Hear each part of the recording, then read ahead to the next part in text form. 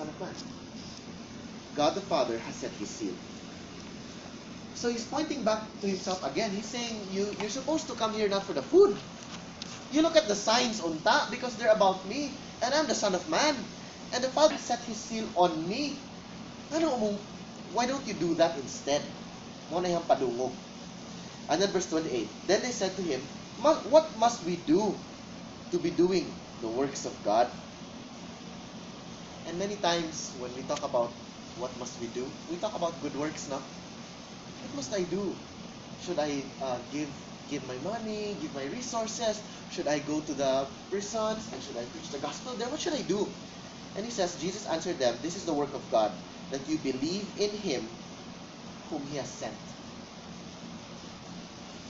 This is, in English, when you say this is the work of God, in English it means, this is what the works that God wants you to do. Agree? In English. But if you look at how this is actually translated in the Greek, the works of God means it is God who works. Alright? So it's not like saying, what's the work of this guy? Oh, he's a painter. So what must I do if I want to follow him? You should paint too. That's not what it means. Okay? What he's saying is, what is the work of that painter? The painting. Alright? So what he's actually saying is this is the work of God, that you believe in Him whom He has sent. In other words, it is God's work that you will believe. It is God who makes you believe. It is God who is working para mo believe ka. That's what Jesus is saying. So they said to Him, then what sign do you do that we may see and believe you? What work do you perform? Wa sila kagets. They're still looking for, pag wala giingon si Jesus nga, you came here not for the signs, but because you want to eat the bread. Bago din ilang tubag. Oh, so what work do you do? What sign? Like, if Jesus lost His patience, Louis, siguro kayo sila, no? Remind na lang, wala. Here's what they continue to say. Our fathers ate the manna in the wilderness, as it is written, He gave them bread from heaven to eat. Jesus then said to them, truly, truly, I say to you, it was not Moses who gave you the bread from heaven, but my Father gives you the true bread from heaven. For the bread of God is He who comes down from heaven and gives life to the world. Who is He talking about now? Who is the manna? Katong natagak from heaven when they were traveling from Egypt, going to the promised land. God gave them manna or bread from heaven. It was some kind of weird, floury substance that they baked, they cooked, and all that. Jesus is saying, that's me. That's supposed to represent me. That's a foreshadow of me. I'm the true bread of heaven. That's what Jesus is saying. Now, look at the interesting parallel here.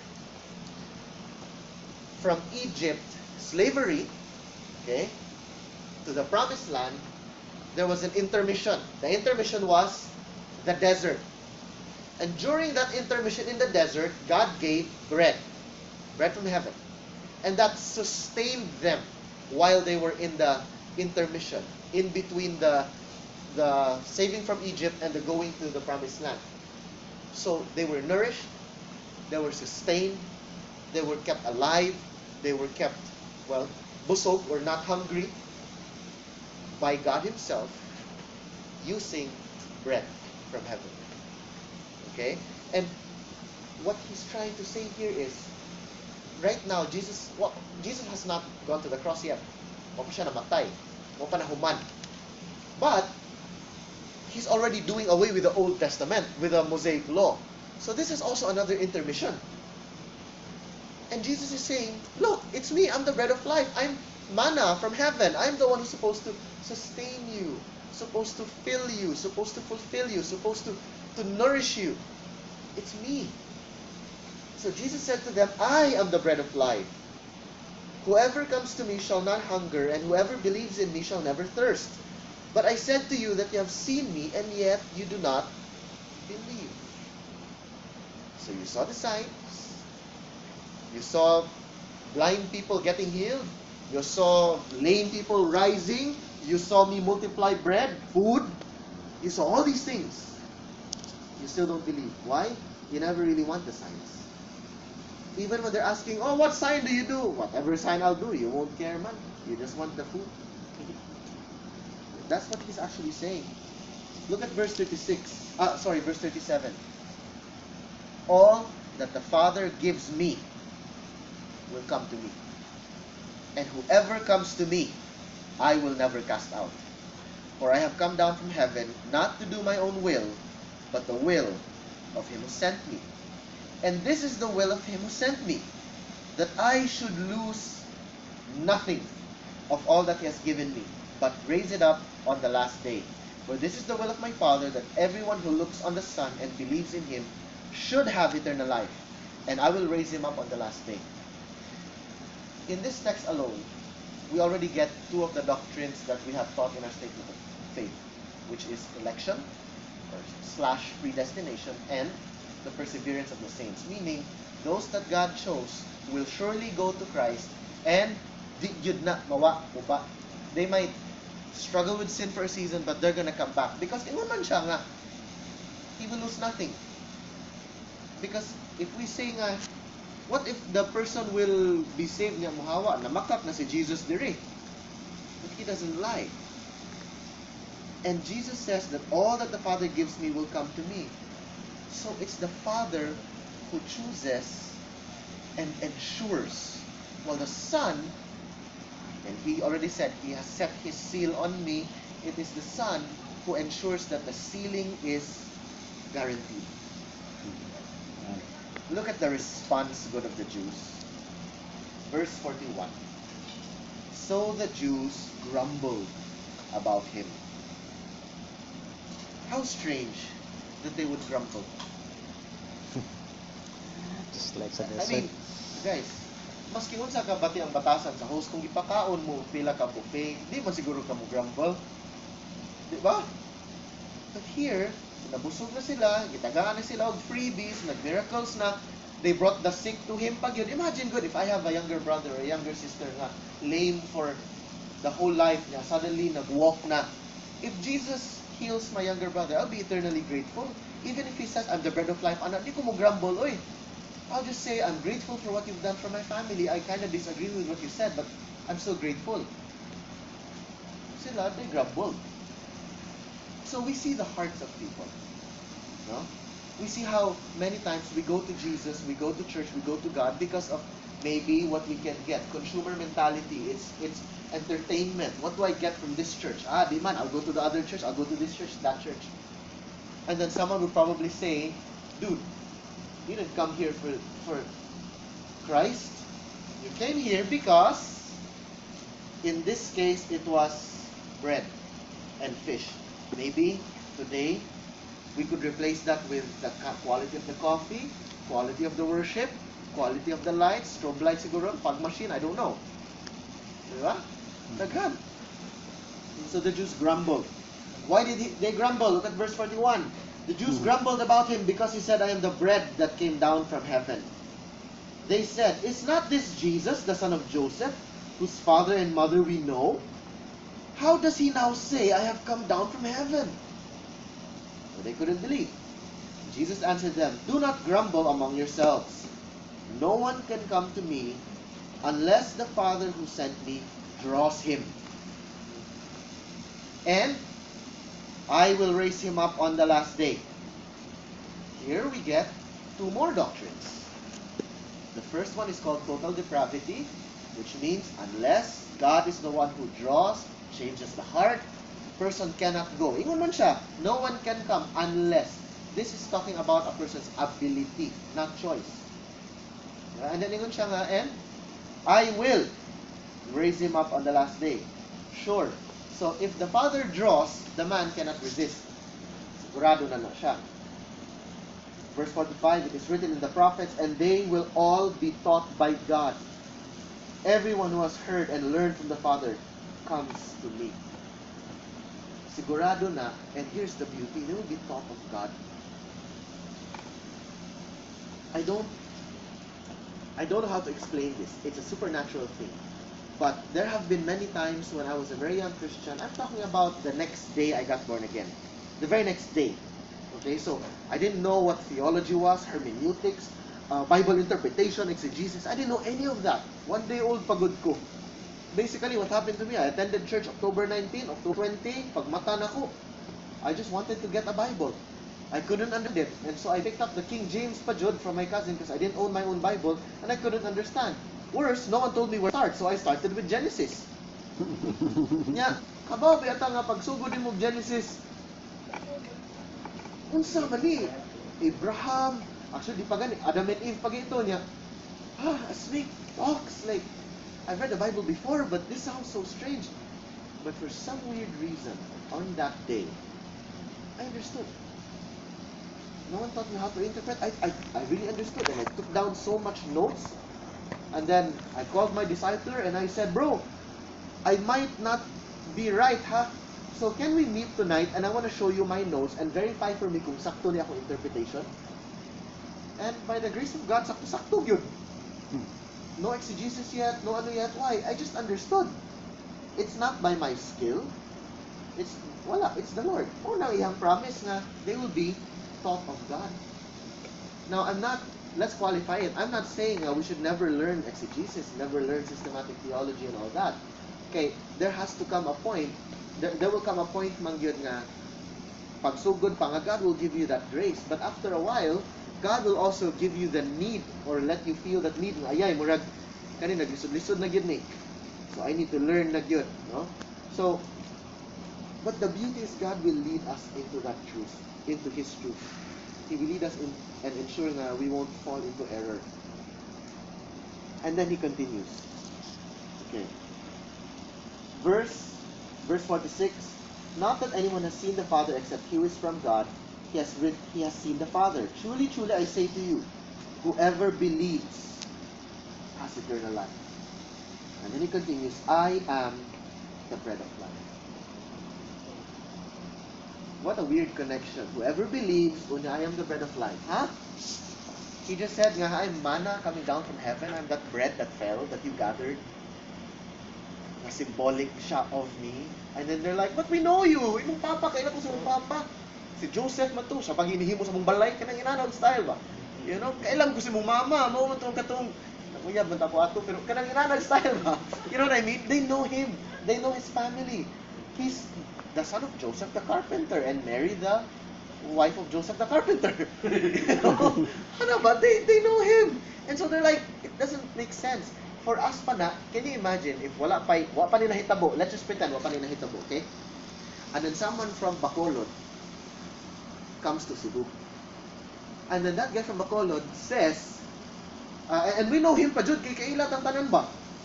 Si uncle, si tito, si tita niya, all of a sudden he goes, ako ba yung Ginoo? It doesn't make sense.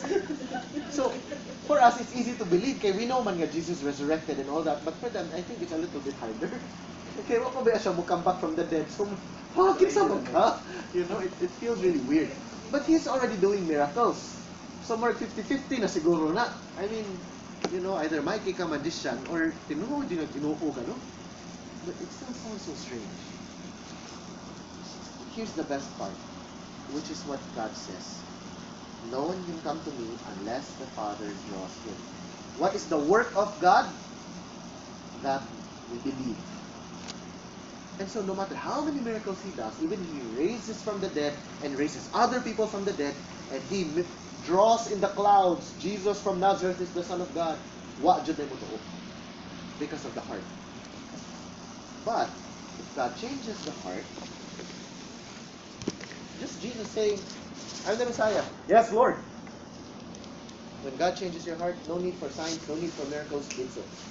You just believe. And you don't understand why, you just do. That's called regeneration. Then, look at verse 48. He says, I am the bread of life. Your fathers ate the manna in the wilderness and they died. This is the bread that comes down from heaven, so that one may eat of it and not die. I am the living bread that came down from heaven. If anyone eats of this bread, he will live forever. And the bread that I will give for the life of the world is my flesh. Now he gets even worse. Cannibalism. Right? you know, in the early church, baya, especially during the time of Rome, the Christians were accused of cannibalism too. Because when he says, eat my flesh, drink my blood, they were thinking, Allah, luda ni nila, eh. And so a lot of people accused the early Christians of cannibalism and wanted to kill them because they were weird and cannibalizers kulo. Of course, it's not true, but that was the accusation. So for the Jews, giluod na sila samot. So the Jews disputed amongst themselves, saying, how can this man give us his flesh to eat? So Jesus said to them, verse 53, truly, truly, I say to you, unless you eat the flesh of the Son of Man and drink his blood, you have no life in you. It gets worse. And then he continues. He's making it so much harder. He says, whoever eats my flesh and drinks my blood has eternal life, and I will raise him up on the last day. For my flesh is true food, and my blood is true drink. And then, as if wa siya kita sa mga naong siguro sa mga Jews number, ganana na, he doesn't stop. He says, whoever feeds on my flesh and drinks my blood abides in me, and I in him. You know what abide means? To abide means to cling, to be intermingled. I don't know about you guys, but if you've got a weird imagination, and if it was Jesus in front of me and he said to me, if you eat my flesh, you'll abide in me, in my head, of course, naragog kasaktiyan, abide yun ta. You know, so it's really, oh my goodness, this is one of the worst, well, not worst, but pinaka non-seeker sensitive sermon you'll ever hear. Most of the time we hear sermons like, you know, like those Singaporean preachers, diba nga, if you come to the Lord, you will be healed. Diba? And they'll say stuff like, the cross of Christ promises not only your forgiveness, but your wealth and your health. Diba? They say that, right? Joseph Prince. Alien. That's a very seeker-sensitive approach, meaning they say so many good, positive, happy rainbow cotton candy stuff to make you want to buy Christianity, to make you want to say, "Oi, this is good. I'll benefit from this." But this is so offensive. Who would want to go with Jesus after this sermon? Diba? It's not at all pleasant to listen to. Diba? It's kind of like, and sa una, there was no walking. But siguro karon, if you show a video film of The Walking Dead in the church, people will come and watch. But before, you talk about cannibalism, it was a real thing to them before. I mean, there's, you know, mag-famine, kinananay gud na sila sa ilang mga children, sa ilang babies, or in the Old Testament, mas grabe. Grabe na kayong famine, na-infant, magsabot sila. Today, ang ato ang kaunon, ako ang anak. Tomorrow, imuha na sang anak, ha? Na good to before. So, yeah, so today, when we talk about cannibalism and zombies and The Walking Dead, it sounds so fascinating and we're entertained. But before, when it was a reality in their lives, it was disgusting, deplorable, lupod, and it brings back memories of, you know, kanang disgust. Can you imagine if your great-grandparents passed it down nga, ate this guy and that guy, and during the famine sa Bethlehem before, gikaon si so-and-so, and then now he says, well, in modern parlance, which sounds funny but weird, eat me. You know? This is a really bad anti-seeker sensitive sermon, no? So let's continue. So John 6 verse 57 ata. As the living Father sent me, I live because of the Father. So whoever feeds on me, he also will live because of me. This is the bread that came down from heaven, not like the bread the fathers ate and died. Whoever feeds on this bread will live forever. Jesus said these things in the synagogue as he taught at Capernaum. Synagogue pa good. This is the clincher. I love how John wrote it. He didn't say nga they were in a synagogue first. Panglas niya diingon. It's kind of like a twist. You know what makes it worse? You know you know what happens in a synagogue? That's place of worship. That's where all the Jews went to worship. And all the scrolls are there, and all the teachers are there, and all the scribes are there, and they're wanting to worship God. And here comes Jesus talking about cannibalism. That's bad. This is, it's kind of like there's this church that's very kind of, with all the lights, and they're like, oh Lord, wow, nice guy. And here comes Paul Washer coming in, and then he preaches a message, and everyone's clapping. And I don't know if you've seen that, but I'm going to use this illustration. Paul Washer comes in, it's a youth message in YouTube. It's called The Shocking Youth Message. Here's what happened there. There was a youth gathering, and then what happened before Paul Washer preached, before he preached, what happened was, nag-stage dive ng mga tao. This is not exaggeration. There were lights, strobe lights, there was fog stuff, and people were doing what we call the grunge dance. Do you know what that is? That's like stomping your foot and going headbang and all the, or you would hold on the rails and you would do this. That's what the youth were doing. And so Paul Washer was kind of shocked. Okay? And then the end was, there was the worship leaders, they stage dive sila. And they were carrying girls around and all that. And so Paul Washer comes up. Yeah. And then Paul Washer comes up. That's why he was so pissed. And then he preached, and he says that the message of the gospel is for you to not be like Britney Spears, not to be like the world, not to be